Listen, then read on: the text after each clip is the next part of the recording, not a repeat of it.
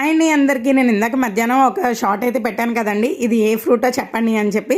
యాక్చువల్గా నాకైతే తెలుసండి, అది ఏంటంటే కోకో ఫ్రూట్ అనమాట. దాని ద్వారానే మనకి చాక్లెట్ అనేది వస్తుందండి. యాక్చువల్గా ఇది వచ్చేసి మనకి అరకులో అయితే ఎక్కువ కనబడుతుంది. అరకులో చాక్లెట్ ఫ్యాక్టరీ అని ఉంటుందండి. అక్కడ డీటెయిల్గా ఇది ఎలా ఉత్పత్తి అవుతుంది, దీని నుంచి చాక్లెట్ ఎలా తీస్తారు అన్నీ కూడా చాక్లెట్ ఫ్యాక్టరీలో చూపిస్తారండి. నాకు అదే విధంగా నాకు తెలుసు అనమాట. కానీ ఏంటంటే నేను మీరు అసలు ఏమని గెస్ట్ చేస్తారు అనుకున్నాను. చూసారు కానీ ఎవరైతే కామెంట్ చేయలేదు. సరే అని చెప్పేసి నేనే రివీల్ చేద్దాం అనుకుంటున్నాను. అదిగోండి ఇదే అనమాట కోకో ఫ్రూట్.